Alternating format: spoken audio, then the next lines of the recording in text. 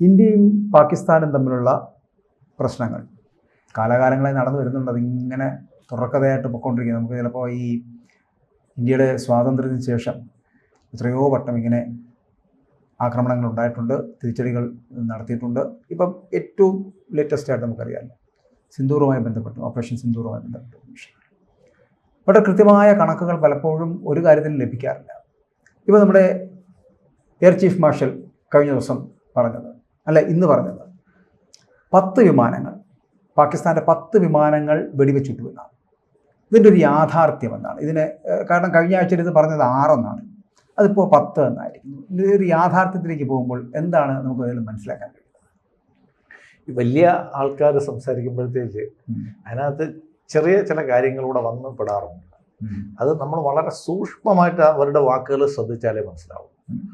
കഴിഞ്ഞ ആഴ്ച air chief marshal പറഞ്ഞത്, നമ്മൾ അവരുടെ 5 വിമാനങ്ങളും ഒരു എയർലി വാർണിംഗ് സിസ്റ്റവും, അതൊരു വലിയ വിമാനമാണ്, 5 ജെറ്റും ഒരു വലിയ വിമാനവും നമ്മൾ വെടിവെച്ചിട്ടു എന്നാണ്.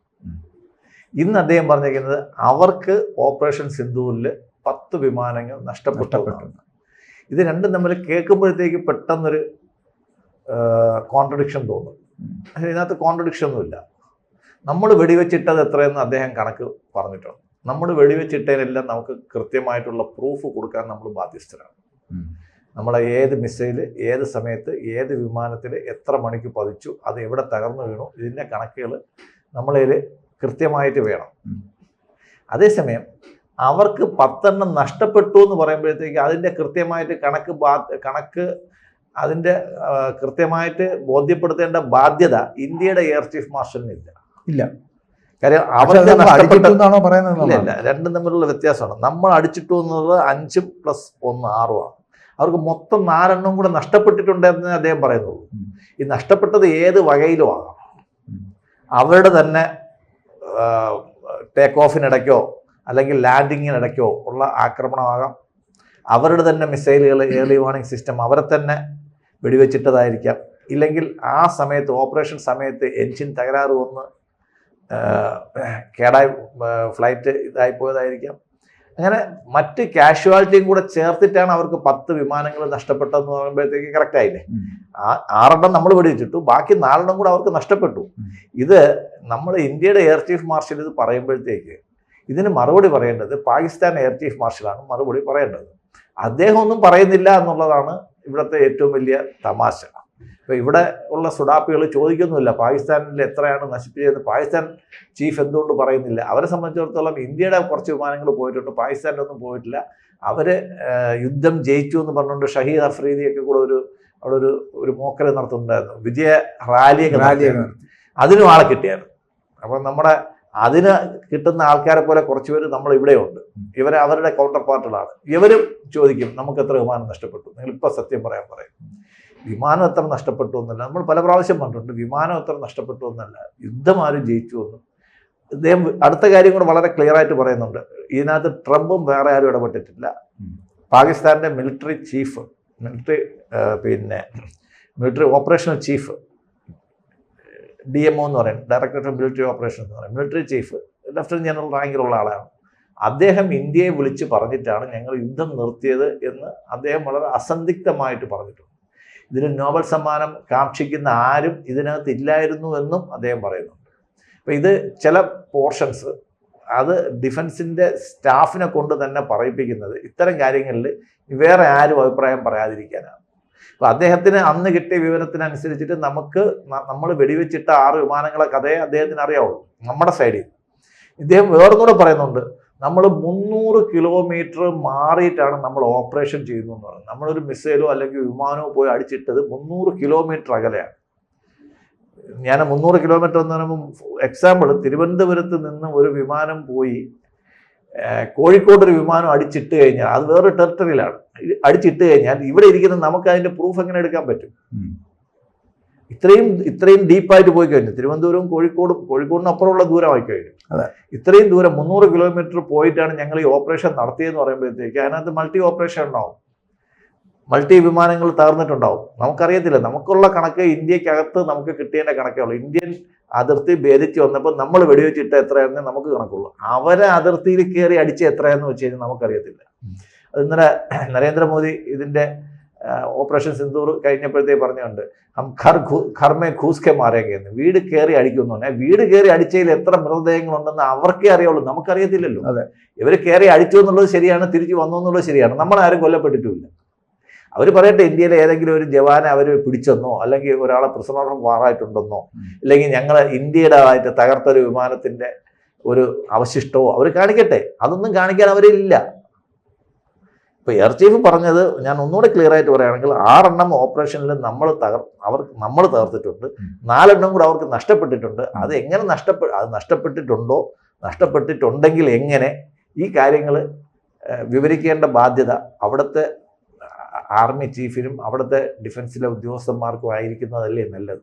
തീർച്ചയായിട്ടും അങ്ങനെയാണ് വരേണ്ടതും അങ്ങനെയാണ് ചെയ്യേണ്ടത്. അങ്ങനെ വരുമ്പോഴത്തേക്ക് എയർ ചീഫ് പറയുന്നതിനകത്ത് ഞാനിതിപ്പോൾ നമ്മൾ ഇത് ടോപ്പിക്കാക്കാൻ കാരണം ഇതിങ്ങനെ പറഞ്ഞതിനെ ട്രോളിക്കൊണ്ട്, എയർ ചീഫ് ഇന്നലെ ഒന്ന് പറഞ്ഞു, ഇന്ന് വേറൊന്ന് പറഞ്ഞു എന്ന് പറഞ്ഞ് ട്രോളിക്കൊണ്ട് ചില സുഡാപ്പികളൊക്കെ വരും. അവരെ സംബന്ധിച്ചിടത്തോളം ഈ പറയുന്ന വാചകങ്ങൾ കൃത്യമായിട്ട് മനസ്സിലാക്കാത്തത് കൊണ്ടായിരിക്കാം എന്ന് ഞാൻ ഇവിടെ സംഗ്രഹിക്കുകയാണ്. കാര്യം അതായിരിക്കും സംഭവിച്ചത്. തീർച്ചയായിട്ടും. പക്ഷേ ഇവിടെ ഇപ്പോൾ താങ്കൾ പറഞ്ഞു വെച്ചതുപോലെ ഇന്ത്യയുടെ എയർ ചീഫ് മാർഷൽ പറയുന്നു 10ഓളം വിമാനങ്ങൾ പാകിസ്ഥാന് നഷ്ടമായിരുന്നു. നമ്മൾ ആ വിഷയമായിട്ട് ബന്ധപ്പെട്ടവരാണെങ്കിൽ ആര് യുദ്ധം ചെയ്തു, ആര് വിജയിച്ചു എന്നുള്ളതാണ് അതിൻ്റെ ഫുൾ സ്റ്റോപ്പ് എന്ന് പറയുന്നത്. അതിനപ്പുറം അതിനെക്കുറിച്ച് നമ്മൾ കൂടുതലൊന്നും സംഗ്രഹിക്കേണ്ട ആവശ്യമില്ല. പക്ഷെ അതിനകത്ത് യാതൊരു തരത്തിലുള്ള ഒരു പ്രതികരണവും നടത്താത്ത ഒരു രാജ്യം. അതെ. പക്ഷെ പലപ്പോഴും ഞാനിപ്പോൾ അടുത്ത കാലത്ത് നമ്മൾ ഇന്ത്യ പാകിസ്ഥാൻ മത്സരം കണ്ടല്ലോ, ക്രിക്കറ്റ് മത്സരം കണ്ടല്ലോ. ആ ക്രിക്കറ്റ് മത്സരത്തിനെ കുറിച്ച് കൂടി പറയേണ്ടി വരുന്നത് വേറെ കൊണ്ടല്ല, അവിടുത്തെ ജനങ്ങൾ, ആ പാകിസ്ഥാനികൾ എന്ന് പറയുന്നവർ എത്രത്തോളം അസഹിഷ്ണുതരാണ് എന്നുള്ളതാണ് എനിക്ക് മനസ്സിലായത്. ഒരു ഗ്രൗണ്ടിൽ നിന്ന് പോലും അവർ ഈ തരത്തിൽ, ചിലപ്പോൾ സാറും അത് കണ്ടു കാണണം, അത്തരത്തിൽ ഒരു വിമാനത്തിന്റെ അവരുടെ സഹതാപം മാത്രമേ അല്ല, അവരുടെ വിവരമില്ലായ്മയെ, അവരുടെ ആ ഒരു കൾച്ചറിനെ, ആ ഒരു സംസ്കാരത്തെ അല്ലേ അവരത് കാണിക്കുന്നത് എന്നുള്ളതാണ്. ഇപ്പോൾ എൻ്റെ ഒരു സഹോദരൻ, ഇളയ സഹോദരൻ, അവന് ഓട്ടിസം ബാധിച്ചെന്ന് വിചാരിക്കുക. അവൻ കാണിക്കുന്ന എല്ലാ കോപ്രായങ്ങളും നമ്മൾ സഹിച്ചല്ലേ പറ്റുള്ളൂ. കാര്യം അവൻ നമ്മുടെ സഹോദരനാണ്. അപ്പോൾ പാകിസ്ഥാന് നമ്മുടെ ശത്രുരാജ്യമാണെങ്കിൽ പോലും, ഞാനൊരു സൈനികനാണെങ്കിൽ പോലും, നമ്മുടെ സഹോദരനായിട്ട് അവരെ കണ്ടു കഴിഞ്ഞാൽ അവരുടെ വെപ്രാളവും അവരുടെ അസഹിഷ്ണുതയൊക്കെ നമുക്ക് മനസ്സിലാക്കാനുള്ളൂ. കാര്യം സ്വാതന്ത്ര്യം കിട്ടി ഇത്രയും വർഷത്തിന് ശേഷം ഒരു ലോകത്ത് ഒരു ഫീൽഡിലെങ്കിലും, ഏതെങ്കിലും ഒരു ഫീൽഡിലെങ്കിലും അവർ എക്സലായി എന്ന് പറയാൻ പറ്റിയ, അല്ലെങ്കിൽ അവർ മുന്നിൽ നിൽക്കുന്നു എന്ന് പറയാനുള്ള ഒരു ഫീൽഡും അവരിലില്ല. ഒന്നുമില്ലാത്തവർ ഉള്ളത് വെച്ചിട്ട് അവർ അൺമാർച്ച് പോട്ടെ. നമ്മളെന്തിനാ അതിൻ്റെ പുറകെ പോകുന്നത്? ഞാൻ കണ്ടായിരുന്നു, അയാൾ ഒരു ക്രിക്കറ്റ് ബാറ്റ് എടുത്ത് വെച്ചിട്ട് തോക്കിന്റെ ആകൃതിയിൽ വെച്ചിട്ട് വെടിവെക്കുന്നുണ്ട്. അല്ലാതെ വേറൊരു ക്രിക്കറ്റ് അതിന്റെ ഒരു അവിടുത്തെ ആഘോഷം നടത്തി. പിന്നെ എന്തൊക്കെയാ വേറെ ഫീൽഡർ ആ ഗ്രൗണ്ടിൽ തന്നെ അവിടുത്തെ തോറ്റ ജനറലിനെ ഫീൽഡ് മാർഷലാക്കി.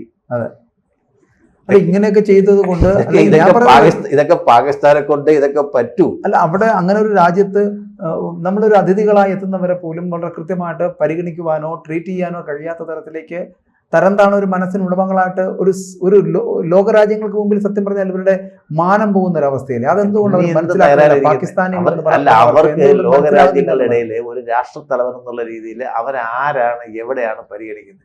നിങ്ങൾ കണ്ടു, നരേന്ദ്രമോദി അവിടെ ചെന്നപ്പോഴത്തേക്ക് പ്രസിഡന്റ് വന്ന് അമേരിക്കയിൽ സ്വീകരിച്ചുകൊണ്ട് പോകുന്നത്, ഇവർ രണ്ടും ഒരു പെട്ടി തുറന്ന് കുറേ സാധനങ്ങൾ എടുത്ത് കാണിക്കുന്നതും, ഈ അവിടുത്തെ പ്രധാനമന്ത്രിയും നമ്മുടെ ഫീൽഡ് മാർഷലും യഥാർത്ഥത്തിൽ പട്ടാളത്തിൻ്റെ നിയമം അനുസരിച്ചിട്ട് പറയുകയാണെങ്കിൽ അമേരിക്കയിലെ ജനറൽ പാകിസ്ഥാൻ്റെ ഫീൽഡ് മാർഷലെ കണ്ടാൽ സല്യൂട്ട് ചെയ്യണം. കാര്യം ഒരു റാങ്ക് മേലിലാണ്.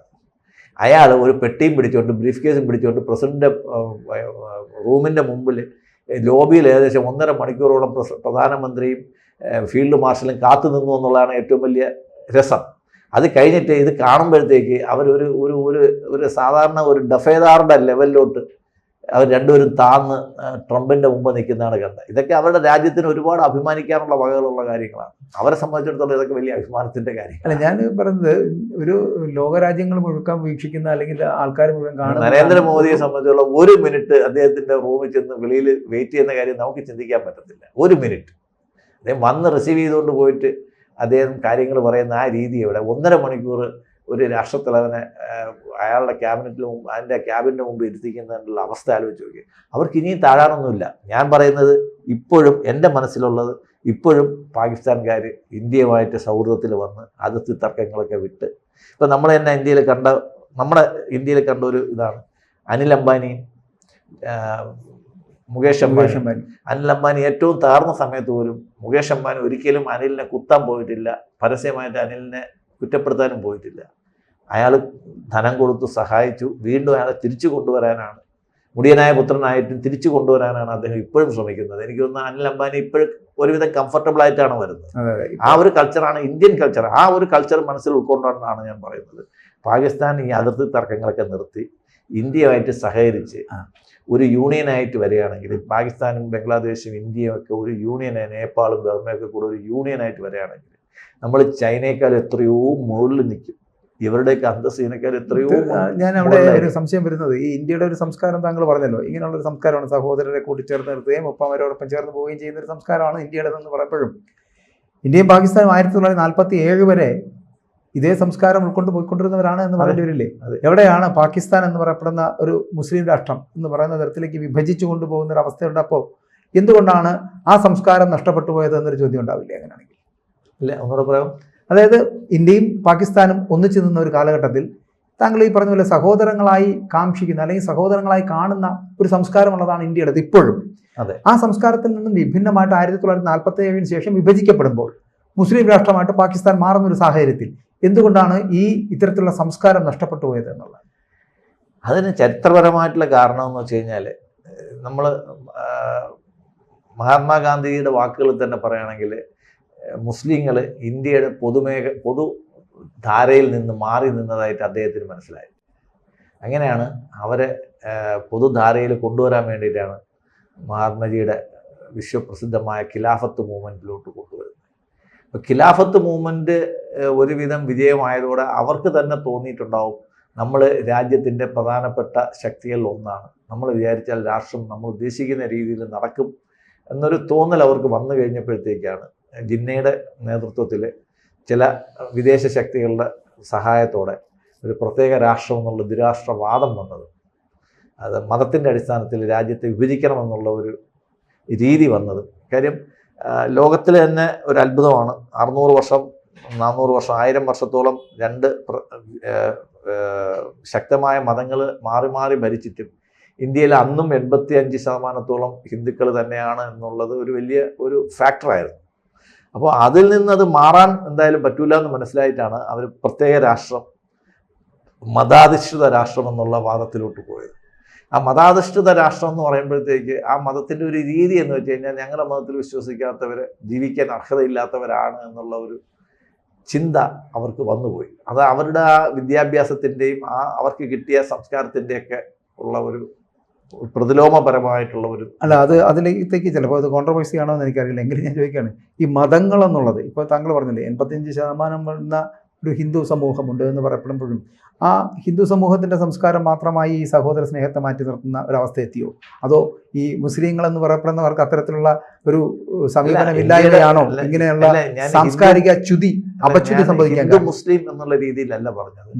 ഭാരതത്തിന്റെ സംസ്കാരം എന്ന് പറയുന്നത് എല്ലാവരെയും ഉൾക്കൊള്ളുന്ന, ഇപ്പോൾ പ്രധാനമന്ത്രി പറഞ്ഞത് സബ്കെ സാത്ത് സബ്കാ വികാസ്, അതായത് എല്ലാവരെയും നമ്മൾ ഉൾക്കൊണ്ടു പോകണം എന്നുള്ളത് തന്നെയാണ് ഭാരതത്തിൻ്റെതായിട്ടുള്ള ഒരു കാഴ്ചപ്പാട്.